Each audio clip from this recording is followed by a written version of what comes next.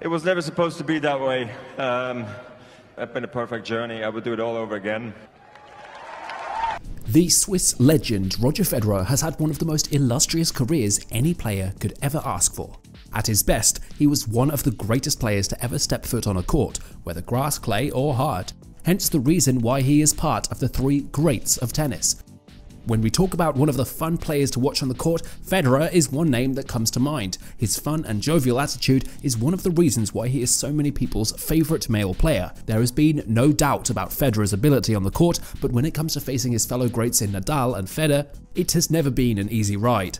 Injuries have also hampered the Swiss's career, causing him to miss many tournaments. Thus, this begs the question of what happened to Roger Federer. Unfortunately, I'm not match fit to play the match tonight.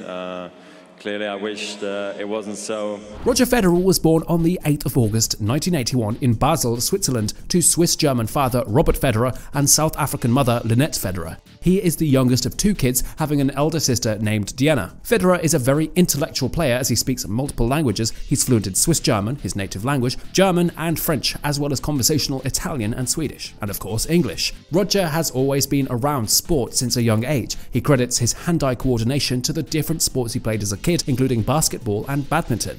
He is a strong supporter of his hometown soccer club FC Basel. Federer began playing tennis at the age of 8, and at 14 he participated in his first ever junior tournament, which he won and became Switzerland's junior champion. The young Swiss was one heck of a player during his younger days. One of his biggest achievements as a junior player came in 1998 when he won both the boys Wimbledon singles and doubles tournaments. The winner, Roger Federer from Switzerland. He also reached the US Open Junior Finals that year and won 4 ITF Junior titles. This eventually saw Federer become the #1 junior ranked player, and he was awarded the ITF Junior World Champion for the 1998 calendar season. Federer accomplished a great deal in the 1998 calendar year. It was also the year he turned professional, debuting on the ATP Tour at the Swiss Open Gstaad, only to be eliminated in the first round. His first couple of years as a singles pro player was filled with so many major defeats. He exited the 1998 Swiss indoors in the first round to Andre Agassi and also lost his first final, the Marseille Open, to Marc Rosset. However, his first ever single trophy did come at the 2001 Milan indoor tournament. For the first couple of years, a Grand Slam title eluded Roger until 2003 when he won Wimbledon, his first ever Grand Slam title at age 22. One could argue that 2004 was one of, if not the, best year of Roger Federer's career. This was the year in which he exerted his name across all court types. The 2004 season saw Federer win the Australian Open, US Open and the Wimbledon title, making him the first player in the Open era since Mats Wilander in 1988.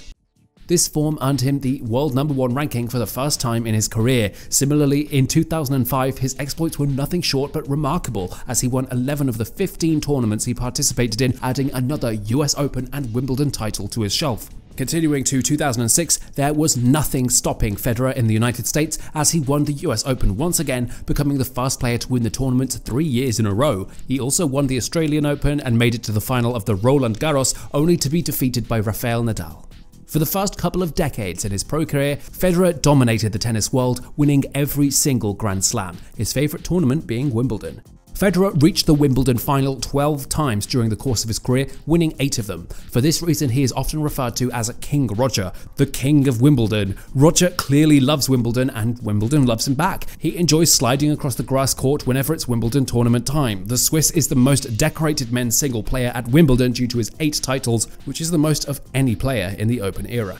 His exploits at Wimbledon didn't start until 2003, his 5th time participating in the tournament. The Swiss defeated Mark Philopoulos in a 3-set match to become Switzerland's first ever player to win a Grand Slam in the Open era. Having had a taste of Wimbledon victory, Federer definitely wanted more. The Swiss went on to do something only a single player has done in the Open era of tennis, which was winning 5 consecutive Wimbledon titles, therefore equaling Bjorn Borg's record.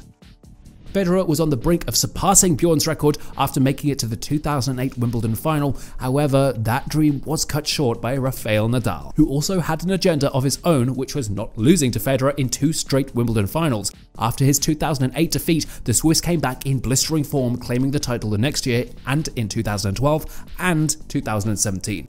As a pro tennis player, Federer was so good at winning title after title, his only true competitors were Roddick, Novak, Rafael, and his persistent knee injury.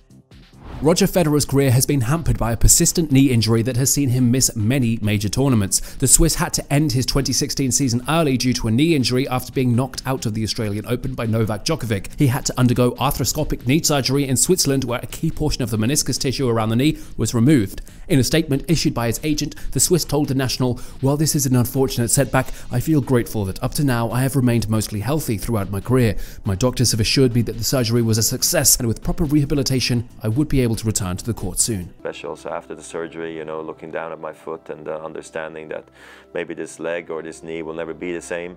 Federer later explained the cause of the knee injury, which was really quite bizarre and unexpected. The Swiss revealed that he got hurt while running a bath for his twin daughters. I think I was going to run the bath for the girls, and I made a very simple movement, turned back, heard a click in my knee. Knee injuries are a very common occurrence in tennis, with the likes of Serena Williams and Rafael Nadal all suffering similar issues that have greatly affected their time on the court. Fans of Federer expected the injury to be just a minor issue and would not have any major impact on his career. However, this was not the case, as the Swiss athlete had to undergo further subsequent surgeries throughout the remainder of his career.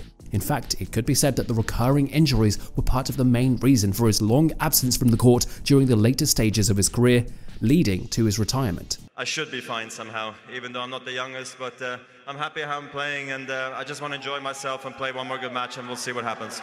It was no hidden fact that the persistent knee injuries played a part in Roger Federer's retirement. He had already known his time on the court was coming to an end, with the athlete saying that he stopped believing after his 2021 Wimbledon quarterfinal exit. "The last 3 years have been tough, to say the least. I knew I was on thin ice for the last year since I played Wimbledon. I tried to come back, but there was a limit to what I could do, and I stopped believing in it, to be honest."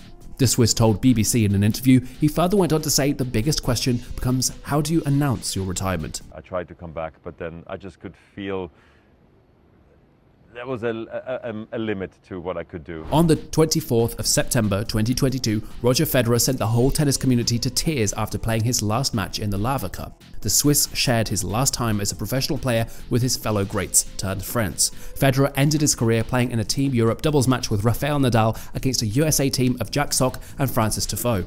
The match ended in a narrow defeat against Federer, but that wasn't the highlight of the day. The main attraction of the event was Roger Federer's farewell speech, which sent tears rolling down the cheeks of everyone at the O2 Arena. A statement that stuck out from his interview was his opening words, saying, "We'll get through this somehow, will we? Right? Look, it's been a wonderful day. I told the guys I'm happy, I'm not sad. It feels great to be here. I enjoyed tying my shoes one last time, and everything was the last time."